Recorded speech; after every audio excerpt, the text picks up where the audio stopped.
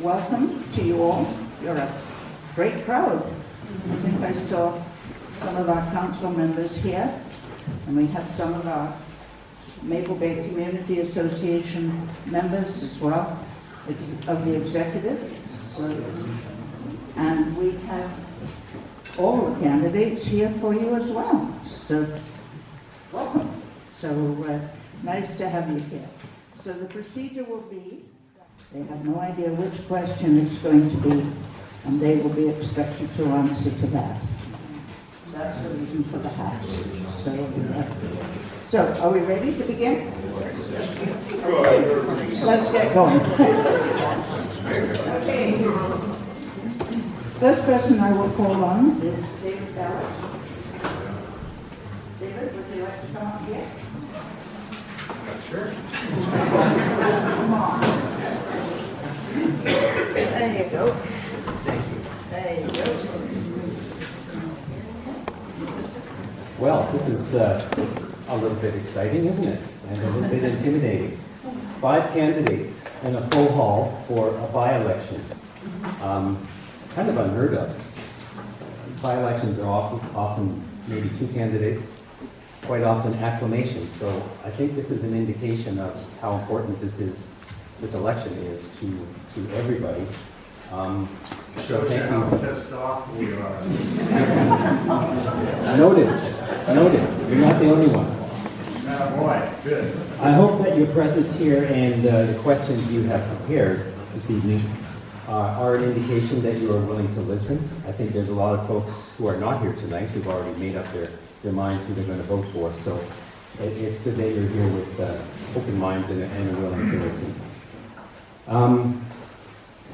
Thank you for Shirley and her volunteers for organizing. This is fantastic. What a wonderful turnout. My name is David Bellis, and I've been in the Valley for over 60 years now. If you visited my website, you know that I was an educator for 37 years, but I've also done many other types of jobs, including slinging beer at the old Maple Bay Inn, when it was actually a hotel. Anybody here remember the old Maple Bay Inn? Oh, yes. Oh, yes. Okay. Many an adventure was had there, that's for sure. I think I should actually be considered an honorary resident of Maple Bay for the amount of time I spent on that beach and in that bar, so I hope you will allow me that honor. It's a special place to me. I don't pretend to have easy solutions to all the issues that are facing North Cowichan right now, because they are daunting and significant. And there's probably some issues I'm not even aware of at this moment, but I'm a quick study. I'm blessed with good health right now, so I'm fit and active. I have the time, the energy, and no grandchildren at the moment, and commitment to do this work. And I would really look forward to doing it. I'm running as a centrist. I'm not left, I'm not right. I'm an independent candidate. And by that I mean I'm not affiliated with any party or faction, provincially or on the council. And that means I will not feel obligated or pressured to vote in a certain direction, but rather will be free to vote according to what I feel is best for the citizens of the municipality, or what they have indicated that course should be. And you have done that several times in the past. I'm running my own campaign. I have no campaign manager. I have no financial agent. I have nobody helping me write anything. And you may have noticed I don't have signage anywhere. I think the time for fiscal responsibility indicates that for me. I do have little tiny signs. They're on the table over there. They're called business cards, so I hope you take advantage of those and pick one up. Yeah, no glossy brochures, no big signs on the road. So we shall see if that's a good decision or a bad one in the long run. So far, my campaign has cost me $110, which I'm pretty proud of. So if you feel that you can support someone who will represent the sensible, fiscally cautious middle ground, who will attempt to move the conversation forward responsibly, but with compassion, then put me to work for you. I'm David Bellis, and I thank you for listening.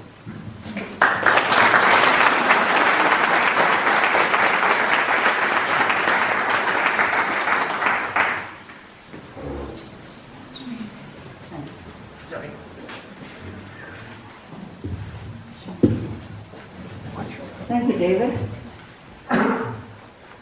As David mentioned, there are 2 tables over there where the candidates have left their material, and you're certainly welcome to pick up items for those that are interested. I'll now call on Raymon Farmere as our second candidate. Thank you.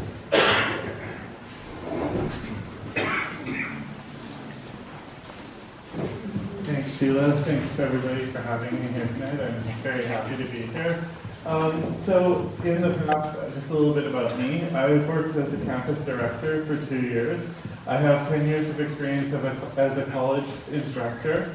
I have worked as a network administrator and a computer technician. I was part of the QP 1858 executive at Vancouver Island University. While I was there, I was responsible for helping pass legislation and bringing motions before the executive. It was somewhat similar to the role of a councillor. I have a Master's of Education, a Bachelor of Arts in English and Media Studies, an Associate's degree in Academic Arts and Social Sciences, a Diploma in Information Technology and Applied Systems, and a Certificate in Information Technology, and I'm also a CompTIA Certified Computer Technician. I've taught anything from business administration courses to ESL, and I've also taught political science as well. Where I was responsible, so other things I've done, I am currently doing some information technology and curriculum development work from home at this point, and I'm working on building my own online college as well. I have lived in the Cowichan Valley Regional District for the last 7 months. Me and my wife purchased a home in the Regional District. She's helping me out with my campaign. She's unable to be here tonight because she does have brain cancer, but she has been helping me through the process and the motions of this, and has been there for me through it. And I want to help. One of the big things I want to do is I want to help with the implementation of the official community plan, and I also want to increase communication between council staff and the community if I was elected. And a big part of what I'd like to do as well is I would like to come up with some drug rehabilitation programs, because homelessness and drug use is a big problem in the community. Other things I would like to do is I would like to look at ways to continue working on methods to help lower greenhouse gas emissions in the community. I'd also like to look at ways to bring more affordable housing options to North Cowichan. And in addition, I'd also like to help expand the existing food bank services to support the community. I'd like to also bring more walk-in and online remote clinics to the community to help with the much-needed medical services. We're already on a good path that way with the building of the new hospital. I also want to look into getting some funding from the provincial government for sidewalk repairs to make our sidewalks more disability-friendly for wheelchairs and walkers. I'd also like to help improve the road conditions and find funding from the provincial government to help with that. I'd also like to strategize and find ways to improve the North Cowichan transit system to help lower our carbon footprint. This would also, one thing I'd like to do that way too is look at increasing the frequency of the transportation through BC Transit. And in addition to that, I would also like to look at getting our regional district to put pressure on Nanaimo a little bit in order to expand their transit service from Deep Bay to Fanny Bay, and then we'll have a complete transit line on the island that goes all the way from Victoria as far as Campbell River. And I'd also like to help come up with strategies to bring more businesses to North Cowichan and create more jobs. And that's me. Thank you.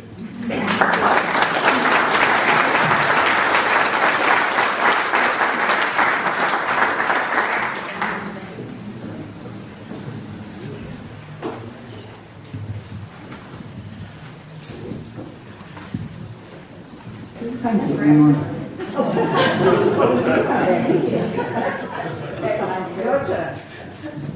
Hello everyone. I am not used to public speaking. I speak every day at my job, but this is brand new to me. So I have a lot of nerves, and I'm not here to tell you I have all the answers, but I do have some knowledge. And my hair salon, I run a hair salon. I'm a hairstylist. I've been in business for 18 years in the community. My hair salon has always been in North Cowichan. And we moved our salon next to the food bank. And so I have struggles every single day at my job. We service people from 3 years old to 98 years old in my salon. And I, as you can see, am not a tall, big person. But I stand up and I take my clients out every single day to make sure they're safe. And so what made me do this in the beginning was my job, my salon, and getting to the point where it was getting hard to run a business. And I'm seeing other people struggle with businesses in this town that have the same struggles. So, why I came here, or why I actually thought about running in 2 years from now. So I'm really not super prepared for the by-election, but I have done a lot of research, and I've been working at this for a very, very long time. I would like to see safer streets, number one. I have done a lot of research. I'm a dragon boater.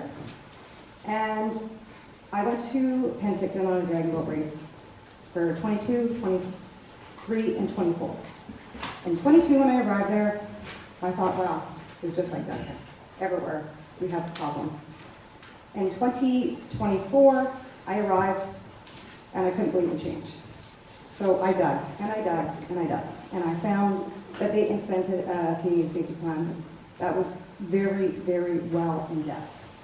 And they have bylaw officers on more hours of the day. They have bylaw officers on foot, and they have bylaw officers on bikes. So we also need to look at some wellness treatment. I don't want to sound like I don't have a heart. I have a heart. I actually care deeply. I want to see it fix. I don't want to see this continue. It's very sad. And just today, we had to ask somebody to leave as they were injecting in front of the shop. So, and this all stems to mental health. We have no support for mental health. And I would like to see that expand. And as a community, as a municipality, there's only so much you can do. But you can put pressure on the provincial government to hopefully have some answers and get the treatment that might be needed. Then digging deeper. We have a state-of-the-art hospital being built. It's being put on Bellis Road, as you all know. We are going to be needing a lot more doctors, as we know. We are short on doctors. We need more nurses. This valley is absolutely amazing, and we are all so lucky to live here. We have the most beautiful hiking trails. We have Shotting Lake School. We have Brentwood School. We have QMAS. We have some of the best elementary schools. We have a brand new state-of-the-art secondary school. We have everything to bring people to this valley. We don't have the safe streets, and we don't have the housing. And we don't have enough to house the people that come here. So we need to get more of that going, and so they can have somewhere safe to live. The other part is property taxes. So they're going up and up and up. And each year they go up. Do you question why? Ever? Diego? Yes. World Economic Forum. Right here. There is ways that we can stop the influx of property tax going up, but it means generating more money coming to the municipality. Can you speak up? Oh, sorry. Thanks. There is ways, but we need to generate more money coming into the community, or into the municipality. And there is ways we can do that. As one, I spoke, we need more housing. If we have more housing, more development, pushing permits through a bit quicker, that offsets property taxes as they are paying more property taxes, along with everybody else. And then, thank you.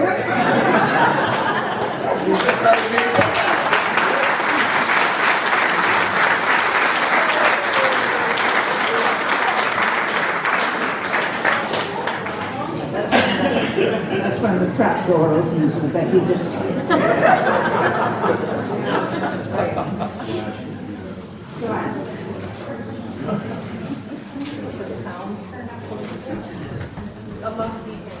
Okay. Wireless. Is it, just a second. Bob? Yes, Can we turn the sound up, please? not that I know of. I think you just have to speak more loudly into the microphone. Just a minute. Testing, can you hear me? After that? Yeah. Oh, just a minute. We're not sure what these all do.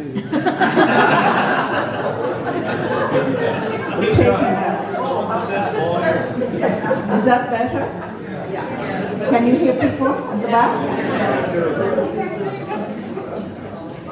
We're having technical difficulties.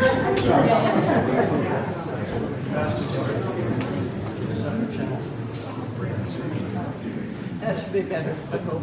Well, good evening, Maple Bay. I have to say, I'm a little intimidated that there are so many people here. It's kind of a scary thing to stand up and this many people and speak. I just want to thank you, Maple Bay, for hosting. It's really appreciated that there is a venue in which we can actually get out and express our views and meet with the public. That's really appreciated. And to all of you who are here, I'm just amazed. That's a lot of interest in a by-election. So thank you. Thank you for coming. Thank you for coming to hear what we have to offer and what our thoughts are. Appreciate that. To start with, I would like to acknowledge that we are actually on the unceded grounds of the Coast Salish people, where we are privileged every day to live, work, learn, and play. I'm Joanne Kemmler. Kemmler with a K. And I'm running for municipal council because I care deeply about our valley. I was raised here, and I dedicated much of my time to serving this community.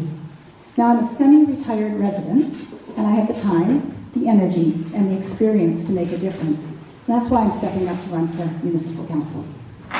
For 25 years, I worked as an elementary school secretary, while also advocating for staff rights as a QP executive, QP union executive. As a member of the executive, I served as treasurer, managing accounts, creating and maintaining budgets, and ensuring financial accountability. Throughout my time in this role, I fought for fairness, advocated for the well-being of workers, and made sure our members had a strong voice and were treated with respect.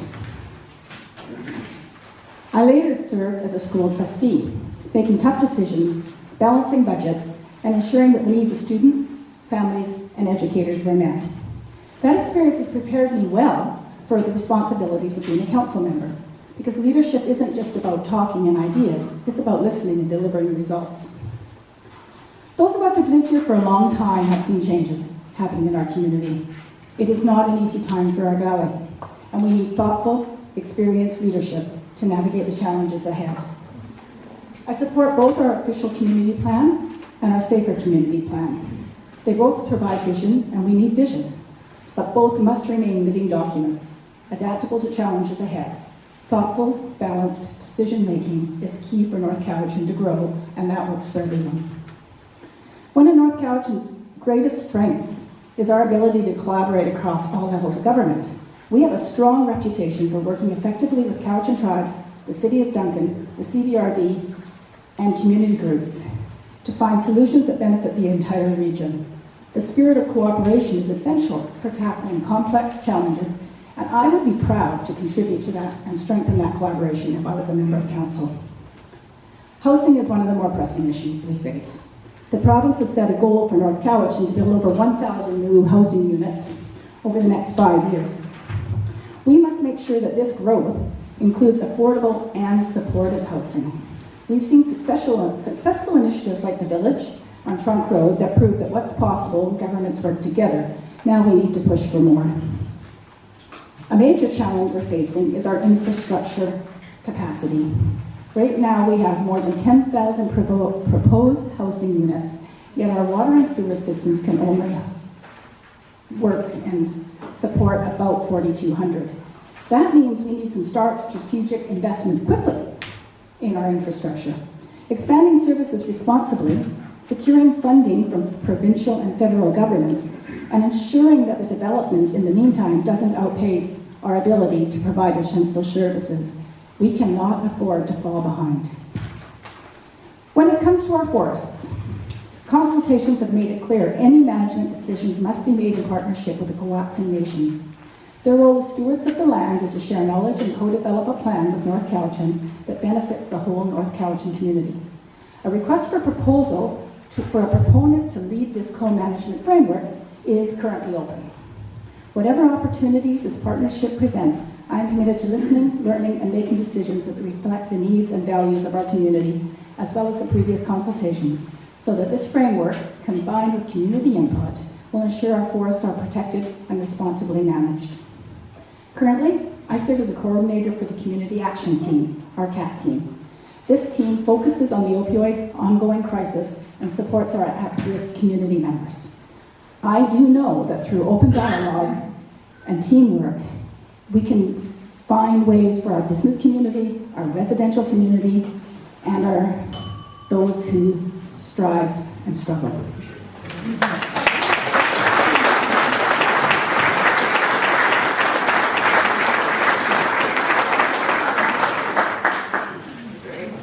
Thank you, Joanne.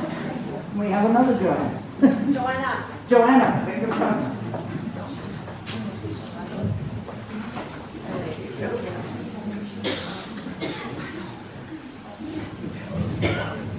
Good evening.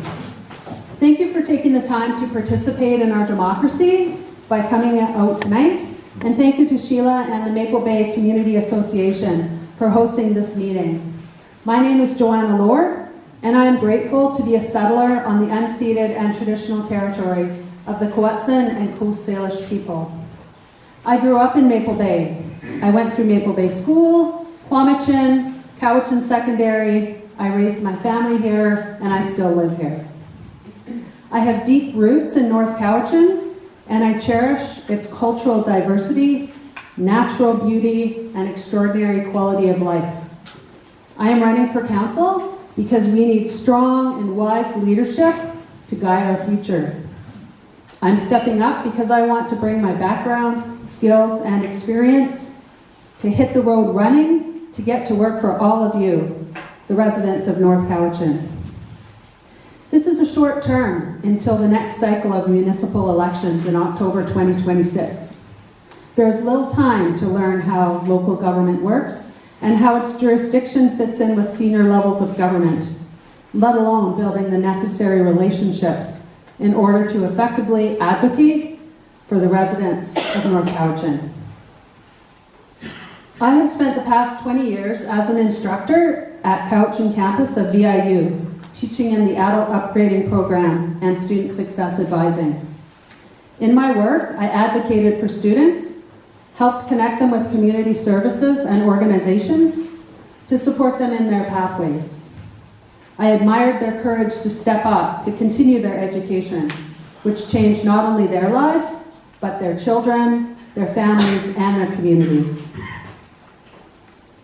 I know I made a difference because when I bump into students in town, and that happens a lot, students like April, and she tells me that I changed her life by helping her learn how to read. She changed her life by coming to school in her early 20s because her 5-year-old son was at school and she didn't know how to help him do his schoolwork.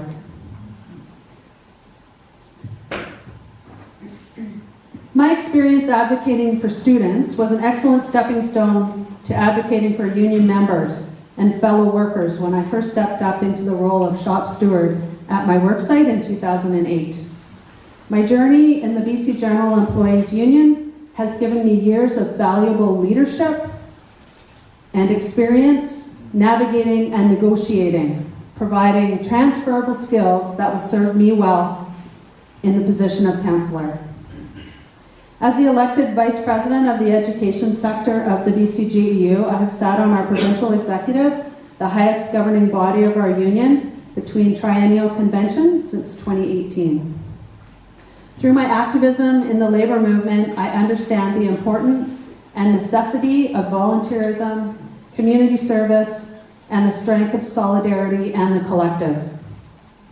I have experience chairing meetings and committees, putting forward motions, and using rules of order. These are all skills needed in order to be a most effective councillor. To get more information on my goals going forward, please visit my website, joannalord.ca. And to summarize, in my view, the first rule of governance at all levels is to make our quality of life better, not worse. The work I've done throughout my career, combined with the volunteer boards I have sat on, including Literacy Now Cowichan, the Columbia Institute, Parkside Society, and North Cowichan Sports Wall of Fame Committee, shows my commitment to giving back, being involved in community, listening, and advocating for the betterment of all. I am committed to ensuring North Cowichan stays a vibrant, inclusive, as outlined in the official community plan, which I am strongly in support of. My name is Joanna Lord. If elected as your councillor, I will represent you with commitment, responsibility, integrity, and heart. Please vote for me on April 12th. Thank you, and Heichka.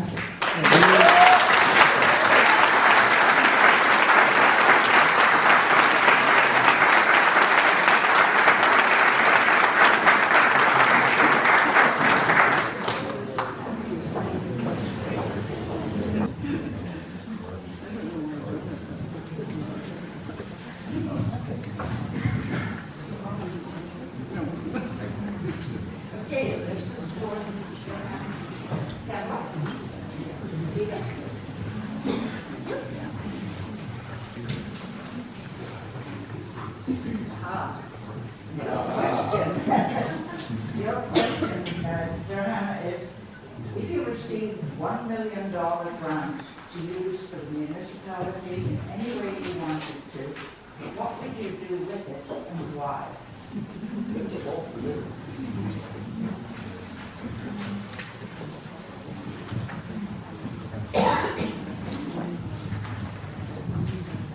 Thank you. I haven't stopped shaking from last time. This was the most fun question to answer. I started by getting really significant about it. So, if I was given $1 million grant to use for North Cowichan, what would I do with it? Well, $1 million isn't a lot in a $75 million budget, or is it?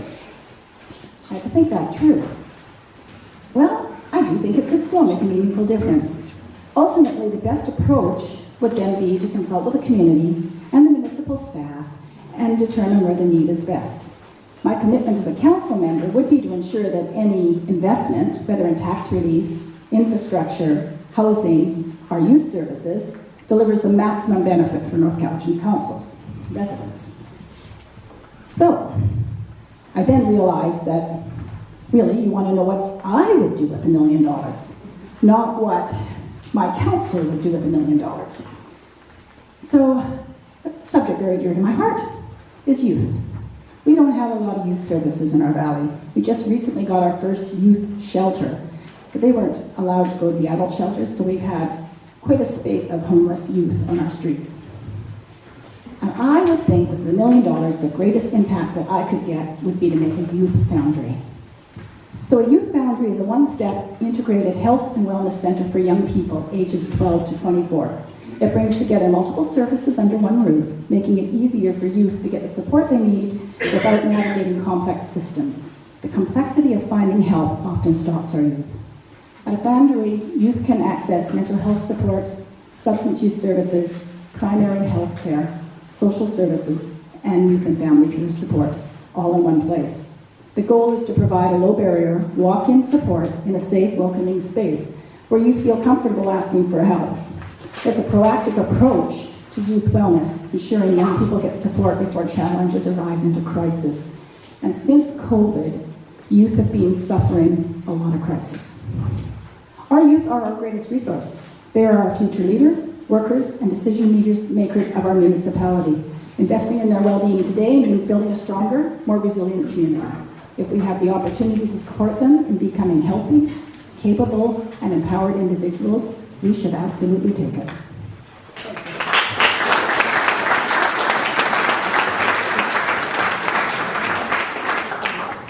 Okay, second question. Would you like to choose one? Thank you very much. Thank you. This is for David. Donna, you. Anybody? For David? No. You ask somebody in the name over there. Oh, I do. Just select a question. I thought it was me.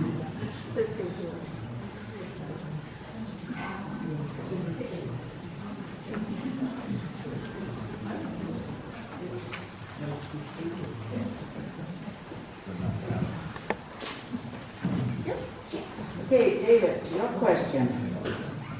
What are the biggest fiscal challenges in our municipality, and what do you envisage to be the best way to address them?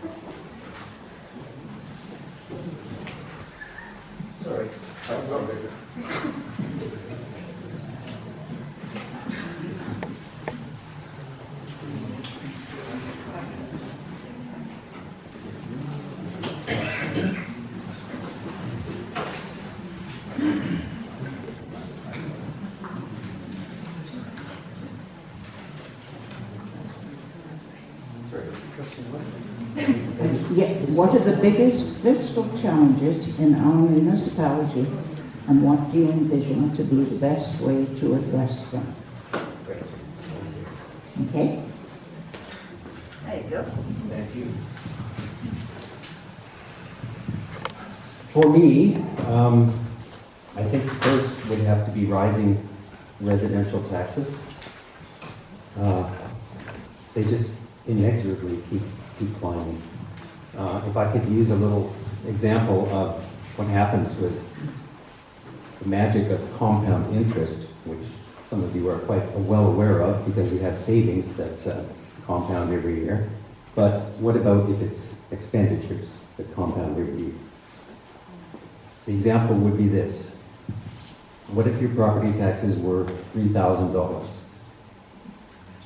At 8% over 5 years, magically, your property taxes are now $4,400. That's 5 years. That's a 68% increase in 5 years. I didn't do the math for 10, but it would be frightening. And that's the road that we're on right now. What to do about rising residential taxes. There's no easy answer to that. The folks at the staff at Municipal Hall tell us if we don't address our aging infrastructure, we're in big trouble. And 8% just keeps things status quo. It doesn't fix anything, doesn't look to the future about replacing anything. It's just trying to maintain the status quo so that we all have water and electricity and all the other services that we need. I think we need to look at attracting more heavy industry and light industry to the valley. At one time, if you look at the split, the percentages of the tax base, residential, commercial, agricultural, light industry, heavy industry. If you go back 20 or so years, industry was paying well over 50% of the taxes for North Cowichan. They don't anymore. At the moment, heavy industry and light industry pay 17.5%.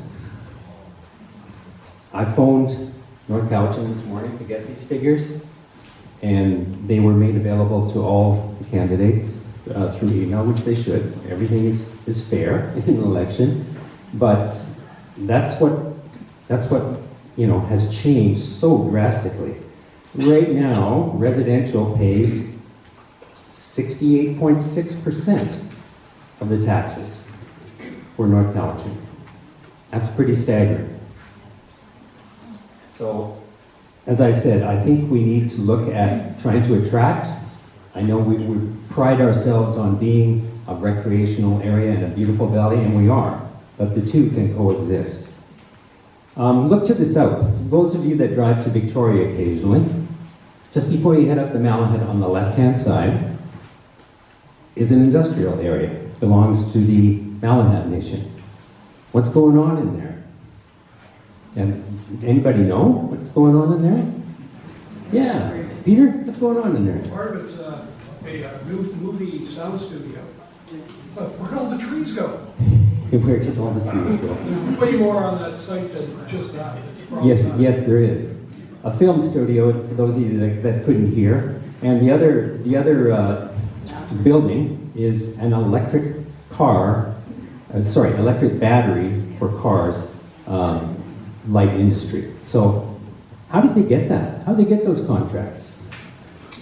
What can North Cowichan do to create new revenue streams? We don't have to maybe reinvent the wheel. Thank you.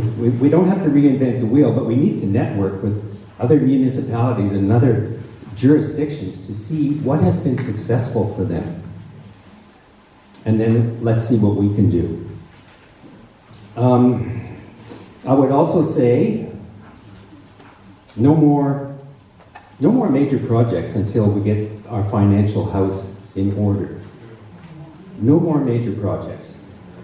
If I could give you an example of something that just makes me see red. How many of you use the Chesterfield track and that whole complex down there? Do you ever visit? Have you seen that we have a new field house there? Yeah, it's brand new. The original plans for that field house were 2 stories, 4,000 square feet, and I'm not sure what the original price was supposed to be, but what has actually happened is 1 story, it's 2,000 square feet, and it came in at over $2 million. And they didn't have to buy the land, keep that in mind. What kind of house could you build for $2 million? It's $10,000 a square foot. The feeding at the public trough is just shocking and disgusting, and it's criminal. And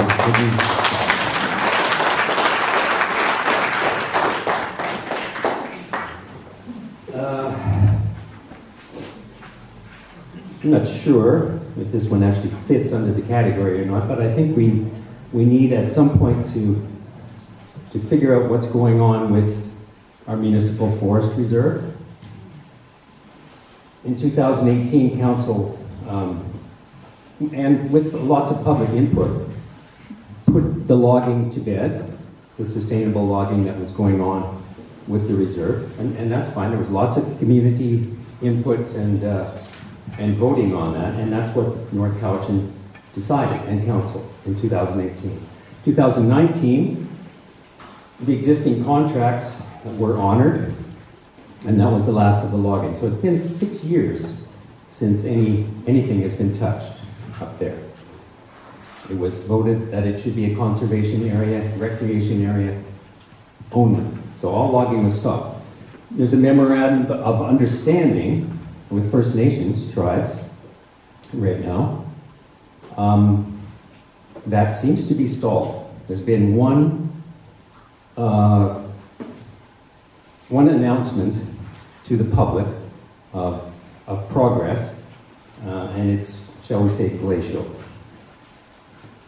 I'm not sure what the holdup is, but a lot of folks in North Cowichan who voted for the forest to be preserved as recreational were told that there would be carbon credits sold to offset the logging revenue that disappeared.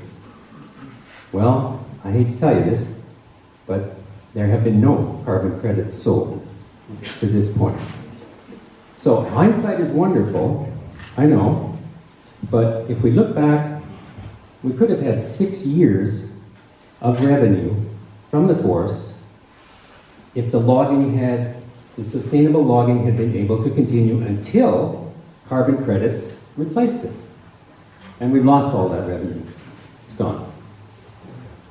So I'm hoping that somehow the talks, the memorandum of understanding about co-management of our magnificent forest reserve can somehow be accelerated. I'm not sure how, but I think the people of the valley deserve that, and they also need a voice in how it's going to be co-managed. First Nations may say, hey, let's log, and then what? Then what will we do? I don't know the answer to that. I'm just saying there's a possibility. You might say, well, yeah, let's get the carbon credits, which would be wonderful, but nothing has happened so far, and we've lost 6 years of revenue there. For me, that's a challenge.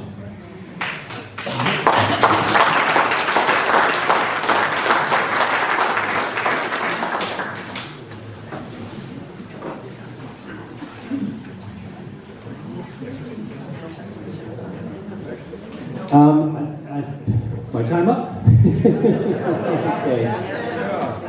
The last thing that I would mention is obviously a fiscal challenge is paying for infrastructure maintenance and upgrades.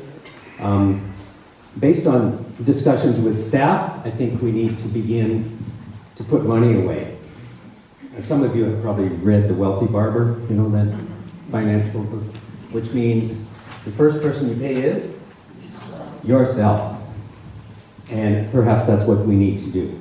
We need to start thinking about the future, putting some cash away, and then dealing with providing services for the people of North Cowichan. They should be first. Services should be first.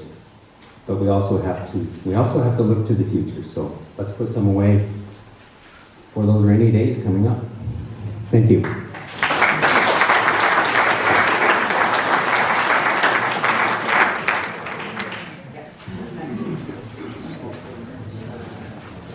Okay, here we go again. Choose somebody.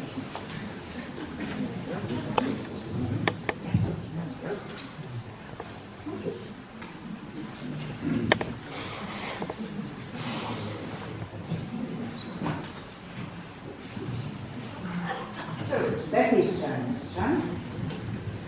Yep.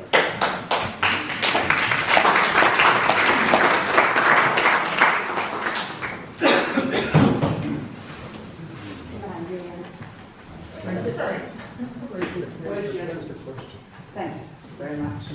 Okay, Becky, for your question. What do you consider to be the top 3 critical issues facing the municipality, and what would you like to see? What would you like to see the elected officials do to address each one?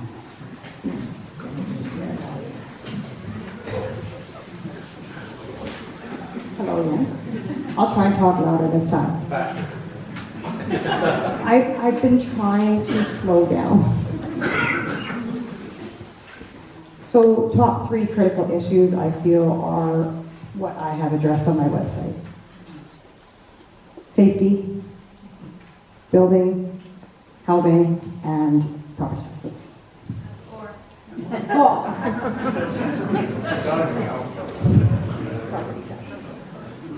So, with these, I feel like I spoke about it earlier, about the safety. David brought up a good point with property taxes. I feel the same way as David. He did hit many of what I believe in some aspects of things as well, with the municipal forest reserve, and the infrastructure is extremely important. And we can't do the building without the infrastructure. So, those are my top three.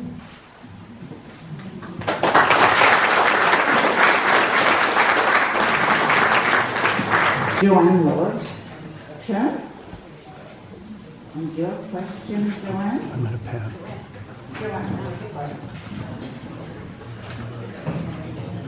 How do you feel about changes to the existing and approved official community plan?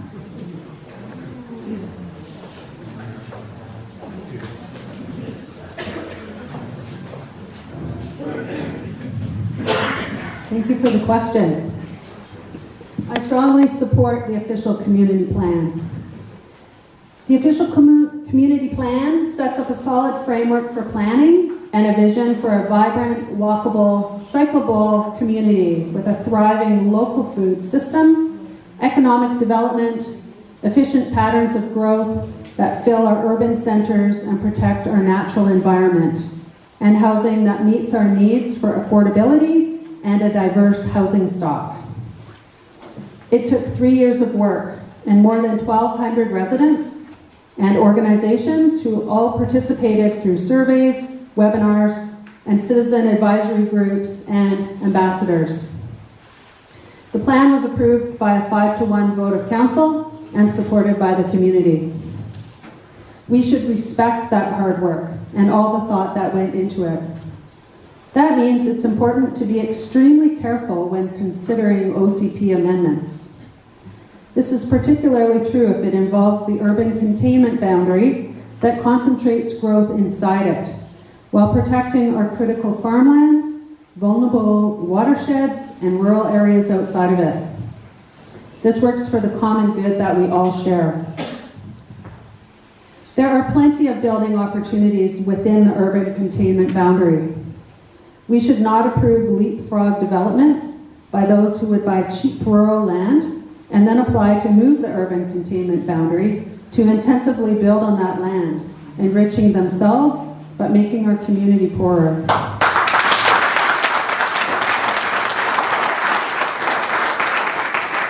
We also need to keep in mind that amendments can add up. Then they can eat away and ultimately destroy the principles and vision of the OCP and our existing quality of life. What will that look like? A crazy quilt of housing sprawl, traffic jams, noise, and pollution, with vanished farms, forests, and wildlife. Again, I strongly support the official community plan. Thank you for the question.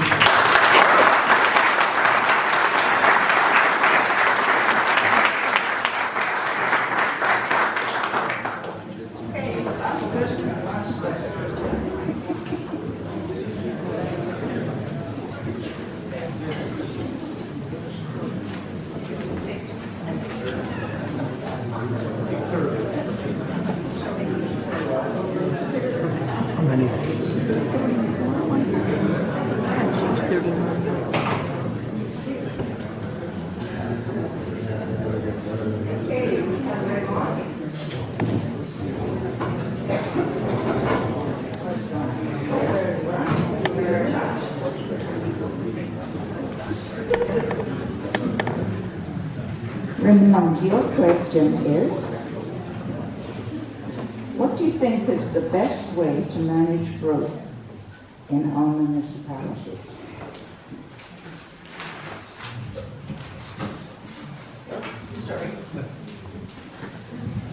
Thank you, Sheila, for the question.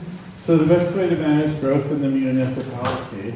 So we need to take a look at what the municipality needs in the here and now and what development is needed.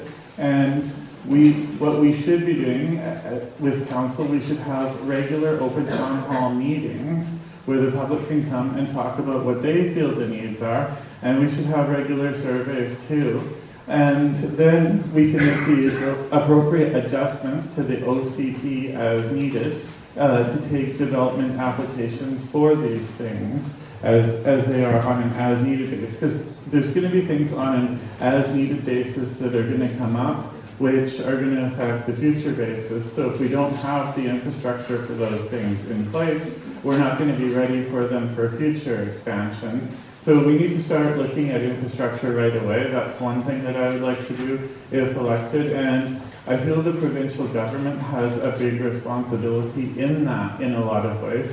So I want to reach out to the provincial government for funding for specifically infrastructure, to update the sewer systems, the water systems, and things like that. Because we're, right now, as the official community plan had brought out, we're only ready to support really about 4,200 new developments, but we have like 10,000 development applications from developers that want to develop. So another thing, so basically, once we get the infrastructure to accommodate these things, I mean, we can't do it all at once either. It's something that's going to happen somewhat slowly over time. But if we're ready for it, then we can start taking more development applications and approving them as we get the infrastructure in place. And thank you.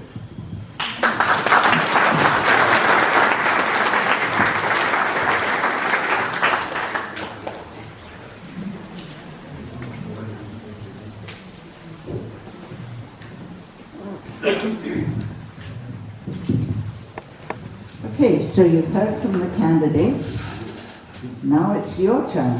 I'm not quite sure how we're going to organize such a vast group, but it's great that you're all here. I would ask you to identify yourself by your first name and to come up to the microphone and ask the question. So, who would like to start? Peter. Thanks, Sheila. This is a question for all 5 candidates. I'm Peter Russell. I'm a North Cowichan resident and taxpayer. For years, decades really, residents in North Cowichan have begged council to put in a tree protection bylaw with teeth. Not a $50 fine, far more than that. My question to you is, when and how will you work with council to finally get this tree bylaw that is standard in many civilized municipalities? When and how will you work with council to get this tree bylaw in now, not 10 years from now, because the trees are coming down. We have no tree bylaw, developers can go in, cut, any day and night, anywhere. Maybe they're bounded by riparian, that's it. And I can give you examples, like Kingsview. They go in, they chop the trees down, then they run to council for rezoning. This is standard.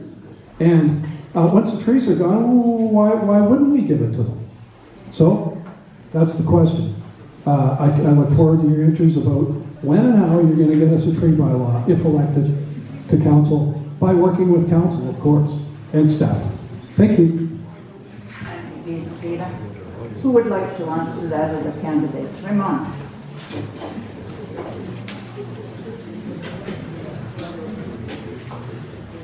Thank you for the question. So this is something that needs to be done right away. Any councillor has the ability to put a motion before council to make it happen. So that's what I'll do if elected on my first day. I'll put a motion before council to get a tree bylaw going into consideration in our meetings. Thank you.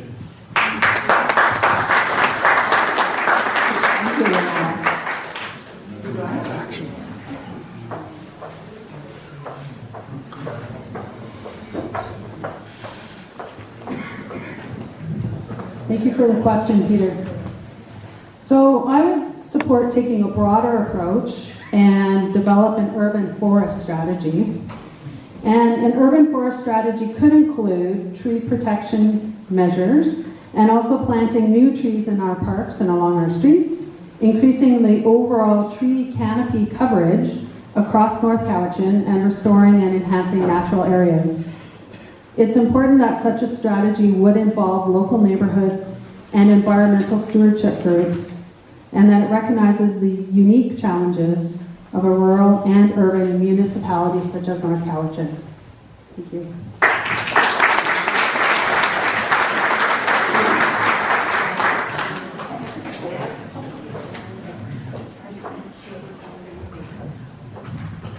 As I said at the beginning, there are issues that I didn't even know existed, and that's one of them. So thank you for that. And also it explains your comment about the Malahat Reserve and all the trees gone. Thank you for that. I would agree with Mr. Farmere. Something needs to be done in the immediate time frame. And Joanna's discussion of urban forest is absolutely apt as well, but that's probably further down the road. Immediate action is exactly what you described. Bring it forth to council, try and get it passed, and go from there, and then move on to a more comprehensive urban forest decision. Thank you.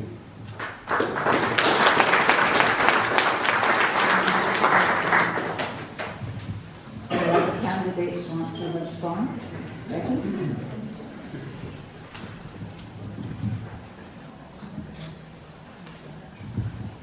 Hello. I was not aware of this question, and I would have to look at it in more depth before I can make a final decision on what I would do.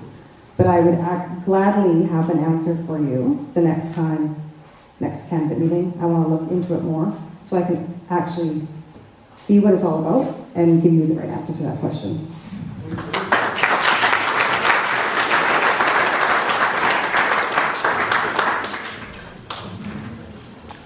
Joanna?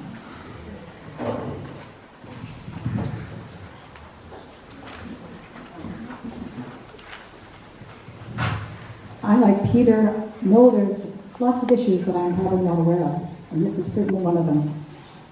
And in my research and time, being alive and doing things, I've never come across a tree protection bylaw. So I too will have to research that and find out what that's about. I really couldn't say more on it except that I will look into it.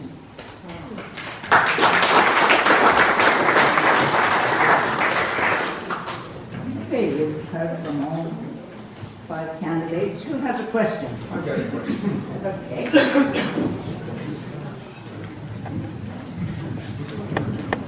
Thanks for stepping up. Ryan candidates, Senft. to take on a job like this. My question is, we have issues with sewage in this community. The infrastructure's been behind for decades, and it's not just happening now, and we don't need to start saving now. We need to get on the job and get this fixed up. I'm on pipes that have asbestos in them, concrete asbestos pipes in our neighborhood. So, and when it comes to development, what do you think about working with the CDRD? They've got a development now for about 164 units up in Poldy. They want to have their own treatment plant, and after it goes through their treatment plant, the effluent goes into a river. Last year we had a fish kill from Lake Cowichan with their raw sewage going into the river.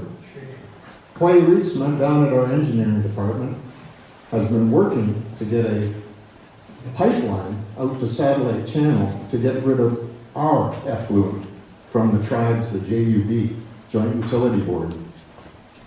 Now, we see Poldy getting approved if they get a water license. It kind of makes the idea redundant of running our sewage out to Satellite Channel if they're going to fill the effluent back into the river.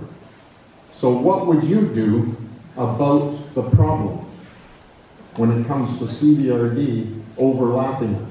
Thank you.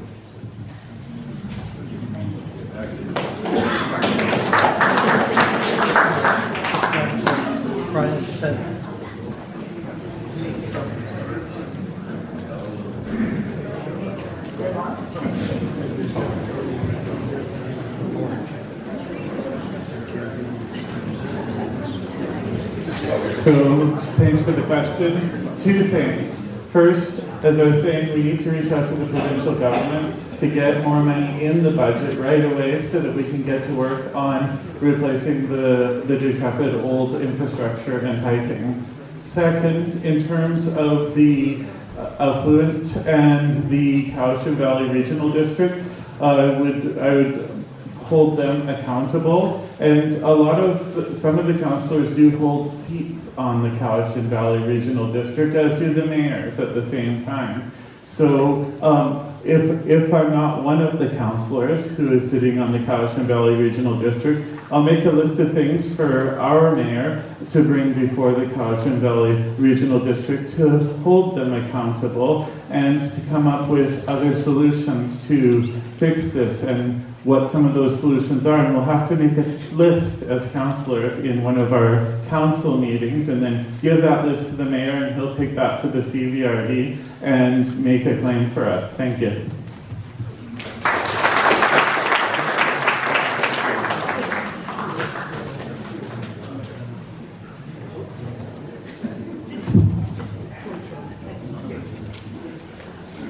Any other big? Again, thank you for the question. As Raymon said, we have North Cowichan councillors on the board of the CVRD. So that is the first start. How does something like that happen environmentally in this stage that we're in? How could that possibly happen? Is it untreated effluent?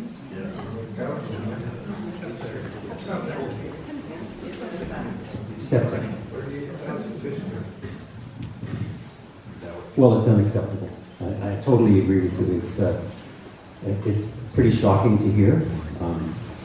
It's a new issue to me, but I think with our members on CVRD board, changes have to happen incredibly quickly. It's just shocking and not acceptable. So thank you for bringing it to our attention here.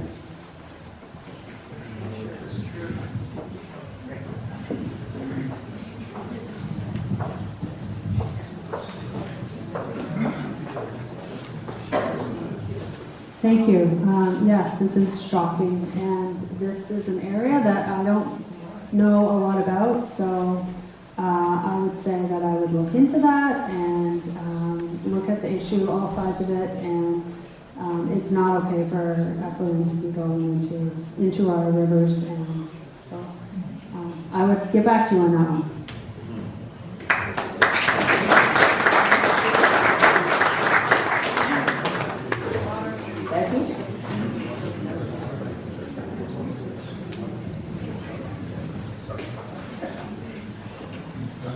Hello. I think you stumped a few of us with this question, and it is very shocking. And our rivers are very important, and I would have to look into it, and I would want to make sure they are protected. I love that river. Everyone loves the river, and I am very sad to hear that this is the case. So I would definitely look into it, and I want to make sure everything's done properly and safely, and it's not going into rivers.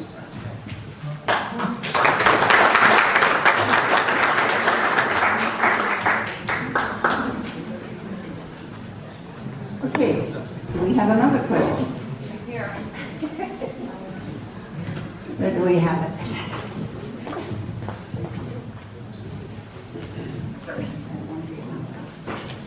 Hi, my name is Lori. 28 years here in North Cowichan, so I've got a question for all of you, I guess. I understand there was an RCMP town meeting recently. I was away. I'm just wondering if anybody attended and has any information input on it.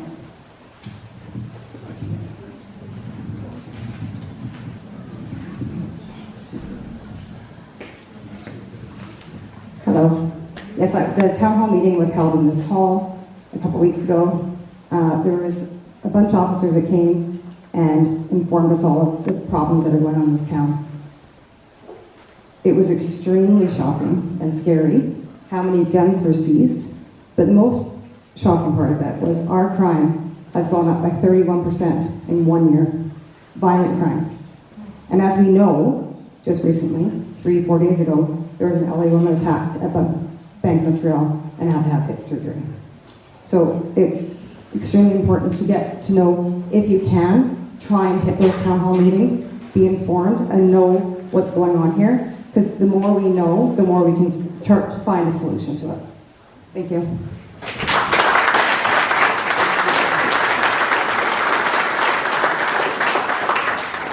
Any more questions? Oh, yes, okay. What about others?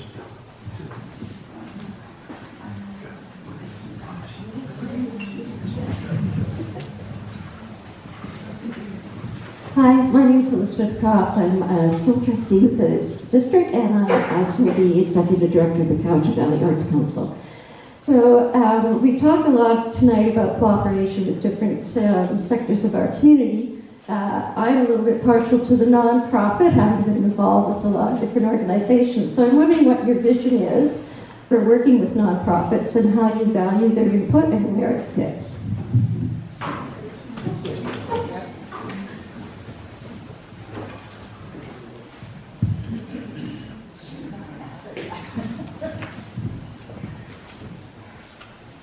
I just recently attended an open table dinner for CBYS to learn how to, they lost their funding, $500,000 from the government. And so when I went there, it was to explore ideas on how we can raise $500,000 to their organization. That $500,000 goes towards youth, to train them, to get them to the workforce, and give them the option to move forward and hopefully not take the wrong path. I also sit on the board for the Purica Foundation. And together, in all the years we put on the gala, we've raised over $600,000. Hospice received the first 2 years, the second year, 2 years to CBYS, and then last year we just did it to Healthiest Babies Possible. And all that fund, 100% nonprofit, it's a year of work to put these galas on, all behind the scenes, all in our spare time, zero money paid. I'm 100% for nonprofit, and I will work hard, and I will keep working hard for nonprofit.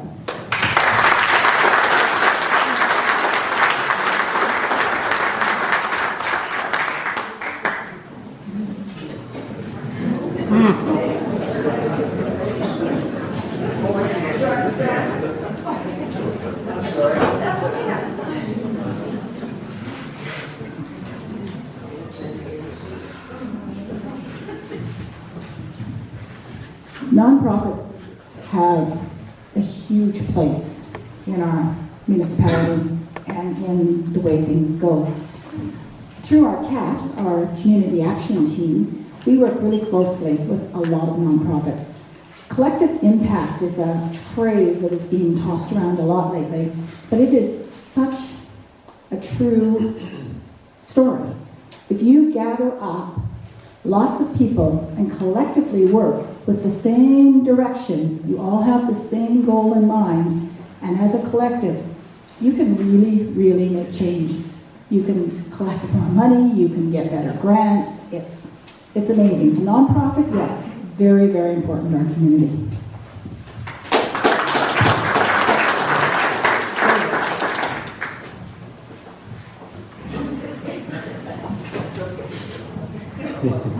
Thank you.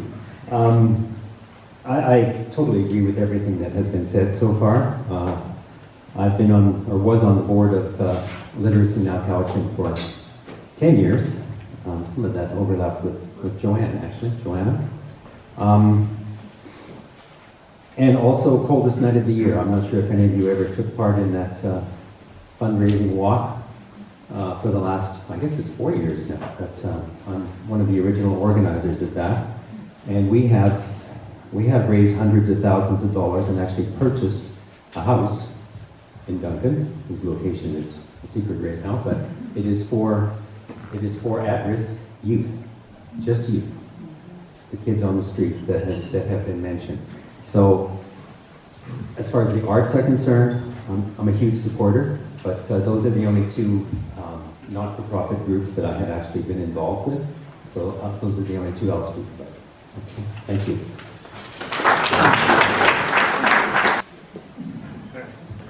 Thank you for the question. Nonprofits are very important to the community because they help the community grow in different ways, in so many different sectors. What I'd like to see and do, because crime is a huge problem right now, as mentioned, and a lot of the crime that's happening is related to drug use.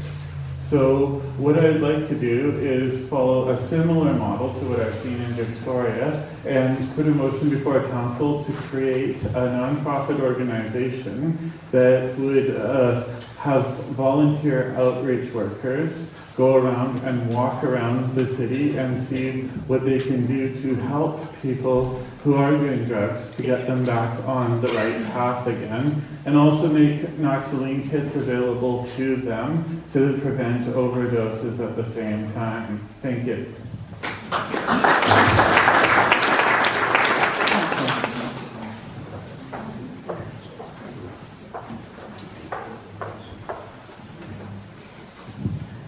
Thank you for the question, Elizabeth. Nonprofits are an integral part of all of our communities, whether it's the arts, whether it's youth services, whether it's literacy for folks, just to be able to manage their day-to-day lives.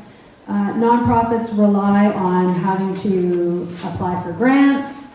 They rely on a lot of volunteers, and as I said, they are an integral and important part of all of our communities. So what I say is, for anyone...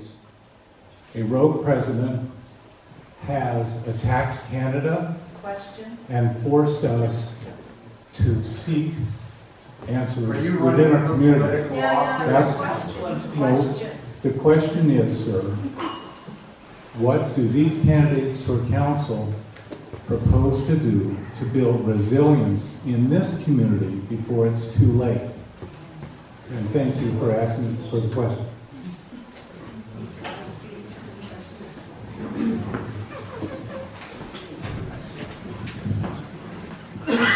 I think North Cowichan Council, and in particular staff at the municipality, have addressed that problem to a great degree by the official community plan.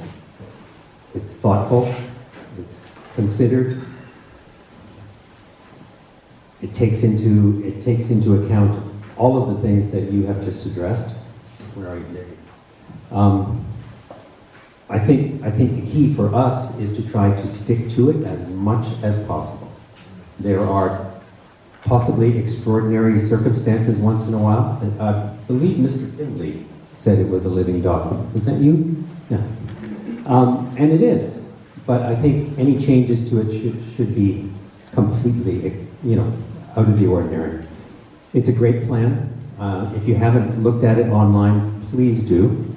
It's a plan for the next 20 years. It is visionary, and I think it addresses your concerns to a T, to tell you the truth. Thank you. If we're careful with development applications.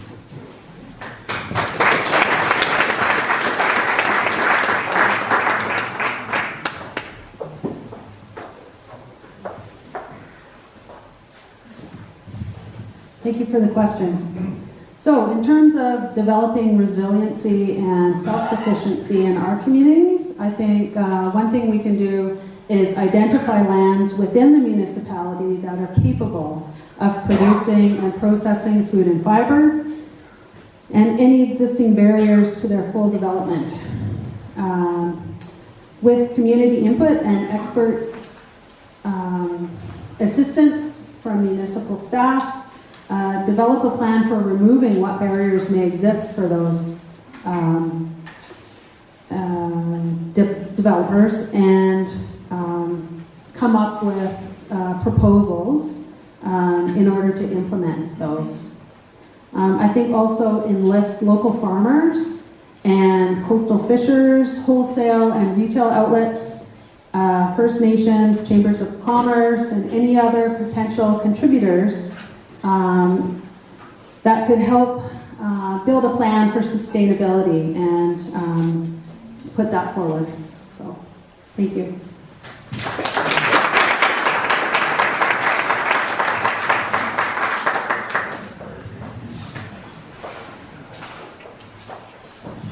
So I think a couple of things. More small businesses would be a good thing. Small and medium businesses ran by local people, and again, connecting with local farmers, because we have a lot of farming happening in the Cowichan Valley Regional District and within North Cowichan even. So if we can tap into that and start buying our food locally. Another thing too with local development, in terms of some of the development with apartments and stuff like that, there's an idea of like a 10-minute range where everything's within a 10-minute walking distance, basically. So in some of the new developments for buildings, we could look at putting small businesses in the basements of these buildings with like grocery stores and pharmacies and things like that, and everything will be close by, and that's also going to help lower our carbon footprint at the same time if everything's right where we need it to be. Thank you.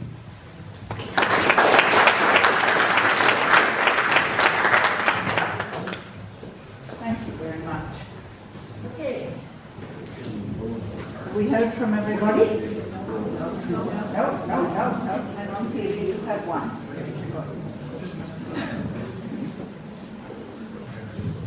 Hi, Eric Juckman, retired forester. I was at a recent budget meeting, and I was alarmed to see $1.5 million increases for more staff, senior staff, on our budget. I'm quite concerned that a lot of our senior positions, management positions in the community, are by outsiders, not in the Cowichan Valley, but in the Nanaimo, Victoria, outside areas that are putting budgets together that they're not part of.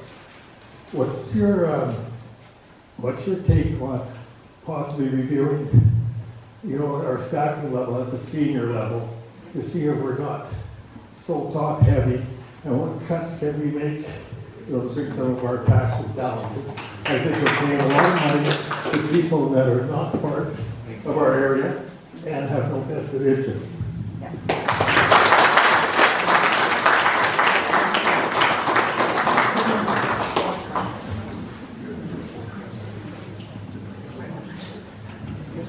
Thank you for the question. So the first thing we need to do is look at the salaries and see exactly what they are and where we can make the cuts. I would recommend at senior positions at least a 10% cut.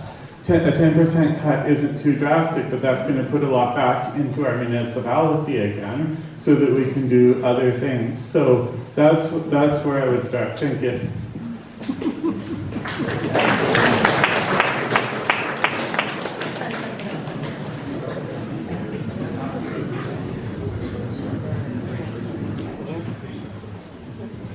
Thank you for the question. Coming from being a school trustee, where we governed, staff did staffing, and we governed, and we balanced budgets, there was often questions like this. What has to be asked firstly is, the municipal councillors and mayor are elected peoples who are elected because they want to do the very best for their community. They're not elected because they're engineers, foresters, and other people of education. So I don't know, and it would be a good question to ask. Get a list of the senior staff, take a look at it, but we don't know, unless you're there and ask staff, how important each position is and what those positions do. And as for just willy-nilly thinking you should cut them or cut their pay, it would be nice if they were local. Maybe some of them are local, maybe we can't find engineers local. We don't know that, but it is a good question. It's one I would be willing to talk about and look at, but not one I would jump at right away and say, hey, let's go cut everybody's pay.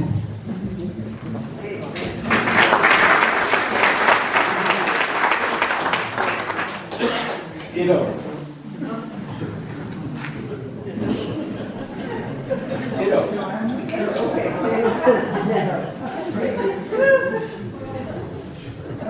Okay, another question. Somebody? Yes. Good. Thank you, Sheila. It's nice to see you.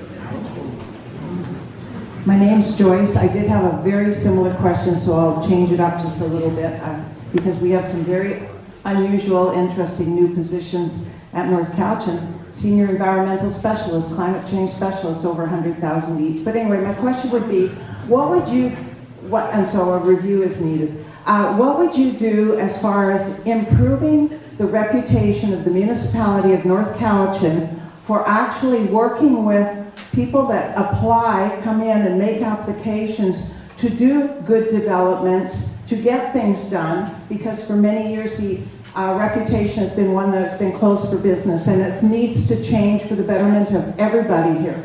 And so I'm asking, what would you do to help with the efficiency and less waste of time, money, frustration, and people's lives actually being destroyed when they try to do something good in our community? What can you see as a shift in that very reputation of the municipality of North Cowichan? Years ago, we formed North Cowichan Action Committee so we could put a sign out front, open for business, 1998. Just asking, would you see that as an issue that matters, because it's very real and it's very true and it's very counterproductive?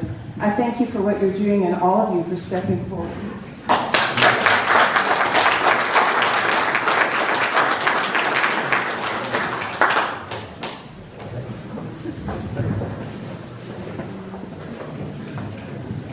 Thank you for the question, Joyce. So there's two things that I would do to help speed up development processing times. And one is to review the existing development approval processes to determine what may be redundant and what could be delegated to other staff. And secondly, I would make it a priority to update our nearly 30-year-old zoning bylaw, which creates unnecessary delays in approving development proposals. Thank you.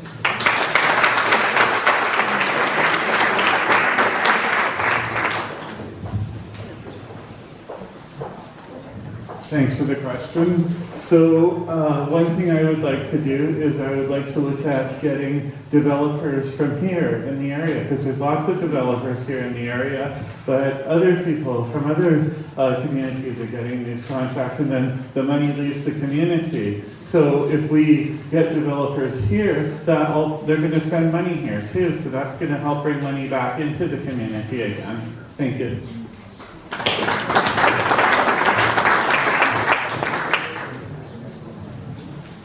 Becky.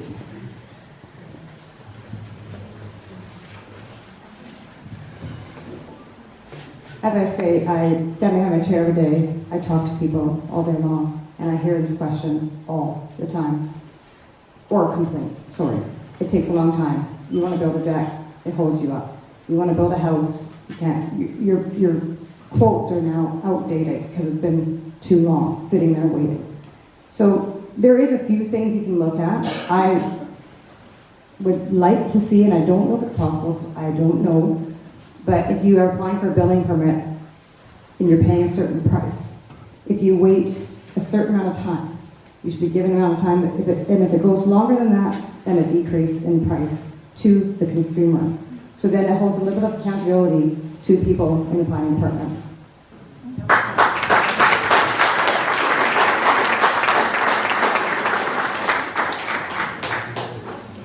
Okay, David. Nice to see you again, Joyce. Again, this is not an issue that I can claim to be an expert on. I have heard the rumors that it's difficult to get a permit in Lake Cowichan, or in the municipality of North Cowichan. I guess if you hear it for long enough, and there's probably some substance to it. I would absolutely agree that probably a review is needed to help accelerate, but I would also caution that it needs to be development that is not urban sprawl, that is carefully considered and thoughtful development, and that's the only kind that I would consider. So, thank you.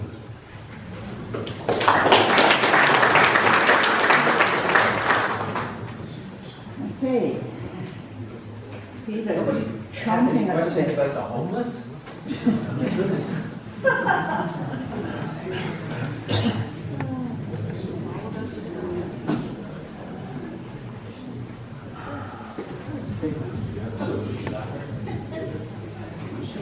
I'd like to say thank you for all the candidates for coming out tonight. We really appreciate it. My question has to do with something a little bit more local. I'm interested in the issues that we face here in Maple Bay.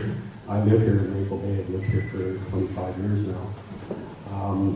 It's a waterfront community. The issues that we're facing from on the surface is the derelict boat issues, and the pollution is going into the bay here.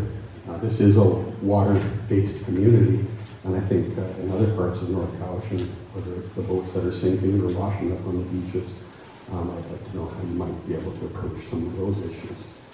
Thank you.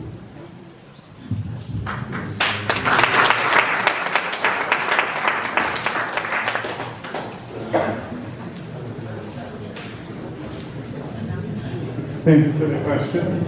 So a lot of the water stuff is handled provincially on a provincial level. So one thing we could do is reach out to the provincial government about this and see what funding they can provide to help us fix this problem and what resources they can provide to, and even I would put pressure on the provincial government in regards to this as well. Thank you.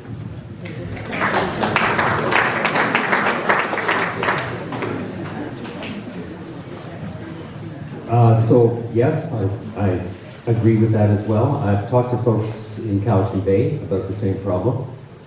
It seems to be one of those political footballs that gets kicked from this level to that level to the next level. Is it a Coast Guard responsibility? Is it federal government? Is it provincial government? And in the meantime, the problem just grows. I don't know what the answer is. I just don't. But somebody needs to step up and claim responsibility so we can clean these things up. They're causing incredible damage to the environment with leaking septic and oil and everything else. So agreed, I think we need to communicate more with the provincial government for starters to see what can be done about this. Thank you.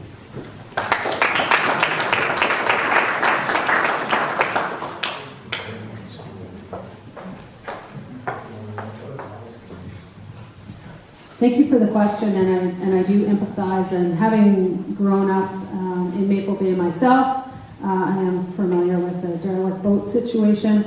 And as the previous two speakers have said, it does cross jurisdiction with provincial and federal. And in fact, Jean Crowder, when she was our MP, started with a bill around the derelict boat situation. And I know that our current MP, Alistair McGregor, has been following up on that as well. So it is one of those cross jurisdictional issues, and we do need to have the advocacy and the relationships between the municipality, the province, and the feds in order to come up with a solution to fix the problem. Thank you.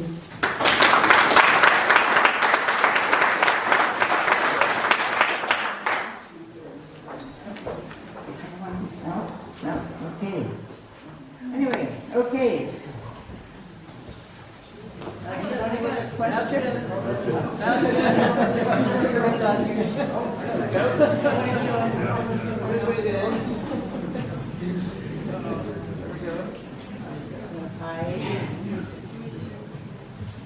Thank you too, and thanks for my other half answering the local question too, and thank you for running. I also want to ask a local question to do with Maple Bay, and it has to do with the beach and it getting shut down because of high E. coli counts, if I'm correct. And I don't think it's necessarily the boats that are causing it. It could be anchor outs and other people dumping. But we also have to do testing in the water, our business. And the highest for sewage in the water, and the highest count came from the village. So I guess my question is,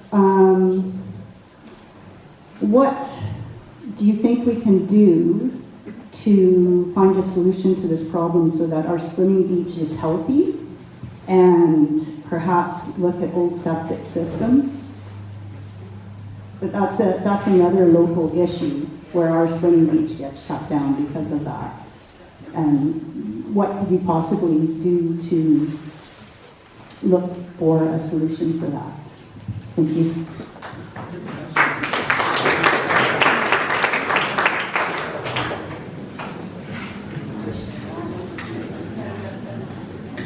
Thank you for the question. So what we should do is we should put a motion before council to have a bylaw created where septic systems at a certain age should be inspected, basically.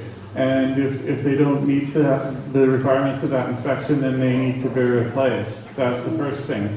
Second, I think what we should do is we should create a movement where we can get members of the community together and we can do a monthly or bi-weekly walk to clean up our beaches as well at the same time. Thank you.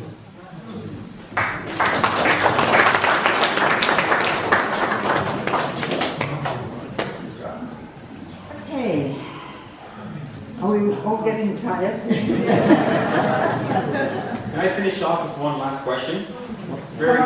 Should be a very easy question. I can speak loudly if I may. To all the candidates, when I ran in 2022, we had a yes or no kind of on-the-spot question, and I won't put you, so feel free to follow up why or why not.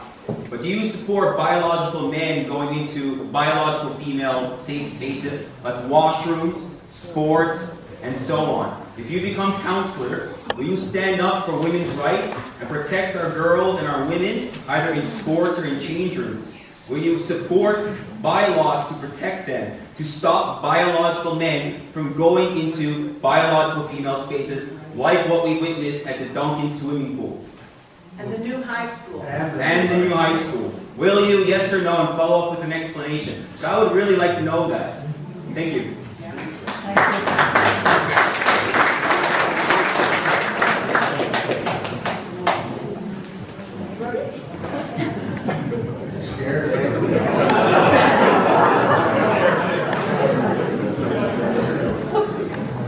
The answer to that question is yes, because the private spaces for everyone need to be respected and everybody needs to feel safe. So yes, I would do that. And I would also put a motion to put a bylaw in place to make that sure that happens, where if someone doesn't follow that bylaw, then they'll get a fine. Thank you. Bylaw.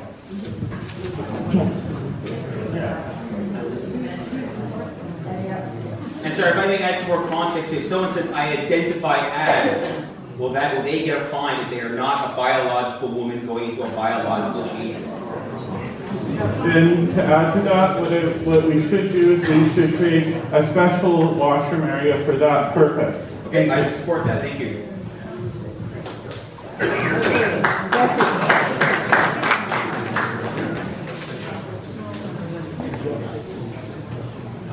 I haven't been to the pool in a long time, but I raised 3 boys here and spent a lot of time in the pool.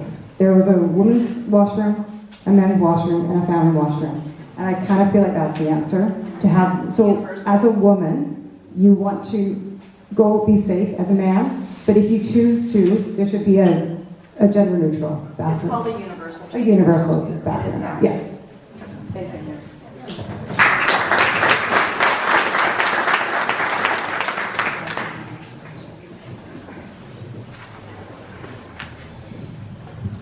Well, that's quite the question.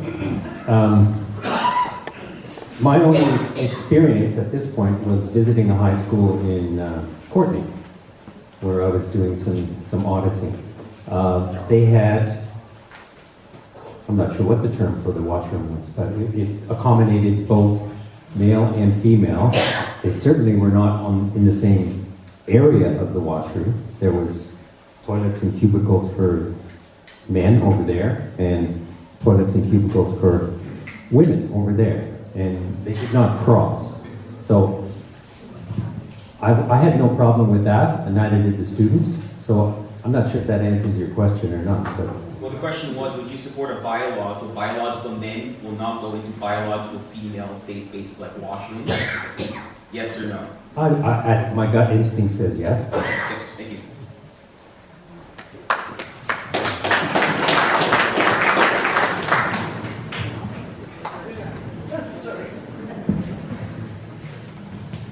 Again, back on my trustee experience, we spend a lot of time working with our LGBTQ plus community.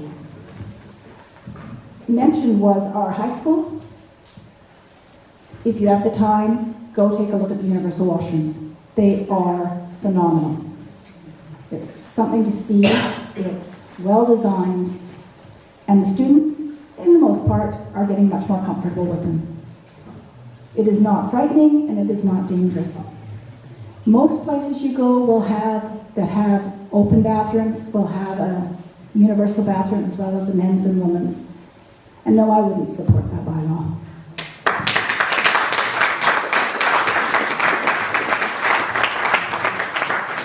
Teens are going to the swimming pool instead, I'm told. They use the bathroom. There are more than two binaries, male and female. There is a whole spectrum, and I am in full support of all of the spectrums, all genders, not just male and female.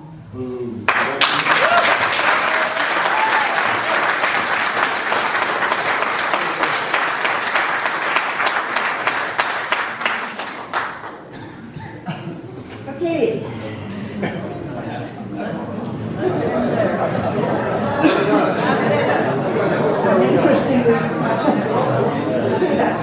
All the questions.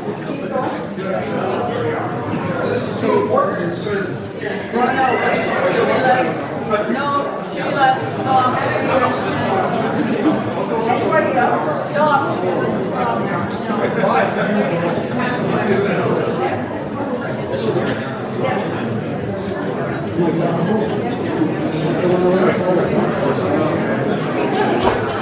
Thank you. Candidates, this is a question for those who may want to stay. It's a question about economic development, North Cowichan Committee. Okay? We have economic development in Cowichan. They have done nothing that they can report about bringing businesses, named businesses, to this valley. It's so bad that North Cowichan resurrected its Economic Development Committee. The mayor sits on it. My question to you is, will you work with council to have that committee have annual results where the committee must name the businesses they brought here for jobs and for to increase our taxes? Because our number one industry in this valley now is house building. We need home building. We need to diversify our economy, bringing manufacturing and other businesses here through ACDED. So I want to know from you what specific businesses you would try to attract to North Cowichan. We have the zoning, we have the industrial parks. What specific businesses will you try to bring here to increase our tax base and our job base? Thank you. Sorry, it's a question for everybody.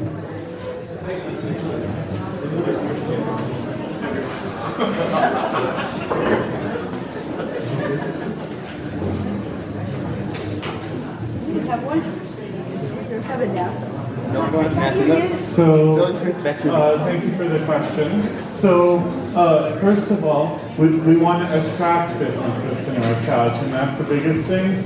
So to do that, what I would look at doing is putting a motion before council to give businesses coming in their first year a one-time tax reduction for their first year, but which would bring them here, and then we could once we attract them here, then our committee would be able to name the ones we bring into the community that way. Local businesses are big. I would say more local grocery stores. And more pharmacies. Pharmacies are huge. There's huge lines at the pharmacies right now for the COVID shots and things like that. And they're not available enough in turning over prescriptions quickly enough. So that's one thing I'd like to do. Thank you.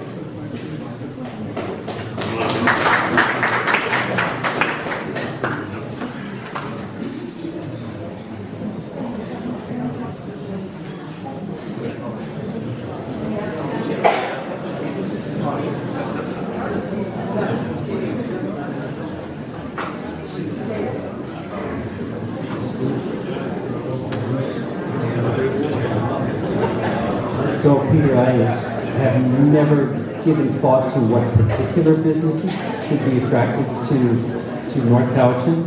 I think part of the problem might be that small business might be reluctant to come here right now with the situation that exists downtown. It's very, very serious. Yes, I realize that, but I think the problem that faces lots of small business is the 400 homeless people on the street right now, and the lack of public safety, the increasing crime has been presented. Those 400 folks, they need help. They really need help, and businesses like Becky's struggle to deal with what's going on outside their front doors. If you don't mind, 2 minutes. I work as a little part-time job, I deliver groceries for Save On Foods. Just to keep busy, something to do in my retirement. It has been an incredible eye-opener as I drive around the municipality all the way from south end of Shawnigan up to Cassidy Airport. But social event for the day, and that's really sad. It's really sad. Sometimes for the week. But there's folks out there that need our help, and they tell me about their rising taxes for their residences as well. Something needs to be done. When I go to work in the morning, I'm literally rubbing shoulders with some of these 400 people. They come across the road from the shelter. They come across to the parking lot around Save On Foods because they like it there. I don't know why. But I'm literally rubbing shoulders with them. The other day, I showed up for my shift at 8:30, and there was a young man beside me on the sidewalk, starting to nod off. Eventually he did. He was unconscious. Emergency people are phoned. He's brought back to life because he was medically dead. And off he went. And thank God for the emergency people. They deserve incredible support from us. So my point is, at the end of my shift, 8 hours later, I come back to the same loading bay. There's the same guy. It's not an urban myth. The emergency folks had to be phoned again. So the cost to us is enormous. Those kind of. I'm saying that's part of the problem. That's part of the problem. Talk about economic, please. That was the question. With all due respect and sympathy to what you're talking about, economic development. Okay. Well, sure. I'm just saying I think that dissuades economic development. It dissuades it. Pardon me? Well, I was trying to get to something. The cost for that kind of call-out, the police, the healthcare system, the incarceration, people on the 4th floor, the cost is huge. And it could be offset with some supportive housing. We need to get those folks off the street so businesses feel safe, business owners feel safe, the public feels safe going downtown. We need some supportive housing, and it needs to be involving the provincial government as well as the community. We can't do it all. We need help. It's a huge problem. In fact, it's a national problem that should have a national vision as to how it should be solved. So sorry if I didn't answer your question directly, Peter, but it's connected. Thank you.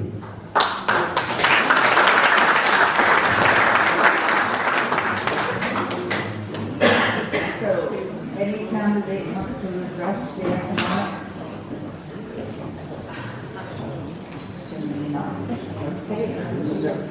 Okay, a lot of you have left. Any more questions? Okay, so thank you all for coming tonight. Thank you to the candidates too. Wish them luck in your endeavors.